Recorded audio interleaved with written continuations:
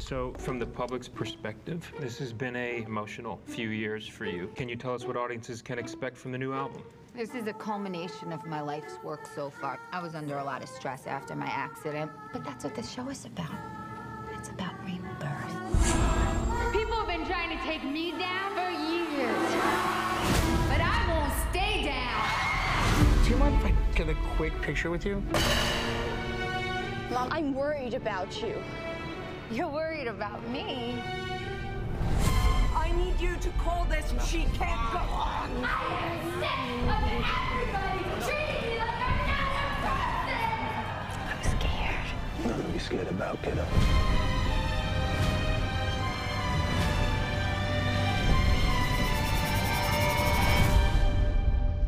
They wanted a show.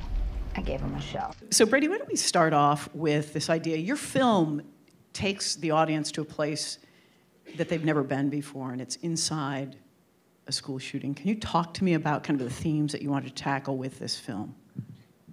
Sure. My previous film was about the events leading up to the signing of the Treaty of Versailles in 1919. And after making that historical film, I decided that I wanted to return home to America, where I'm from, and make a film about some of the events that have so far defined the 21st century. How did you think about this particular scene, which transforms Celeste's life and really sets it on a different trajectory? What did you do to prepare yourself for this very difficult scene? I mean, it was a very different feel on set. I mean, guess what you watch there isn't really how it feels on set. It has a lot more impact watching it. I think it was kept very as light as it could be. I guess the preparing that I did for it was just trying to put myself in, or trying to think what it felt like to be in a situation like that, which must have been horrible. Brady, how did you render that scene? It was really, unfortunately, it's become such a common part of our American narrative. So how did you go about preparing that shot and bringing the audiences into the horror of that? Yeah, my 4-year-old does school shooting drills, and I'm pretty pissed off about it. And I mean, listen, I think one of the things that's really fascinating is that I thought, and this says something about this country's relationship to gun violence, that I thought that it was going to be something extremely sensitive, that I would have to get waivers to have these guns on set with the kids and stuff, who are all under 18 years old for the most part, and it turns out you don't need that at all.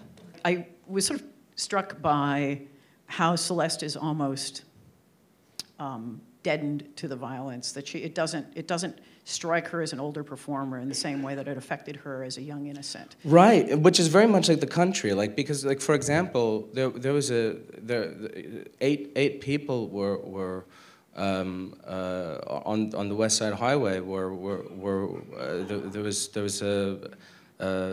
somebody ran them over with a van a year ago on Halloween, and I remember that everyone started looking at their phones because we were all out with our kids, taking them trick-or-treating. And for a moment, everyone said, oh, hold on, something's happening. And then everyone, oh, they got him, okay. And then we kept going about our business. Because it's just like life during wartime. Like, the bombs are going off, you get under your desk, and then when you stop hearing them, you get back up and finish your day. Did you view music as sort of her refuge in this film? I mean, I can't figure out if she's hiding in her music or she finds refuge in the music throughout the end. I mean, talk to me about the role that music plays in the narrative. I mean, I basically, I think that in the first half of the film, because these two sisters, they write a song that they perform at a memorial for the victims, which ends up, accidentally launching this young woman's career. And so I think that it comes from a very sincere place in the beginning of the story. And then, she becomes sort of a cog in the capitalist machine in the second half of the film. So her relationship to her music is quite different. And so, you know, for me, I basically thought, when we look at the events that have so far defined the 21st century, we will talk about 9/11, we will talk about Columbine, we will talk about Donald Trump, and we will also talk about reality TV stars like the President of the United States.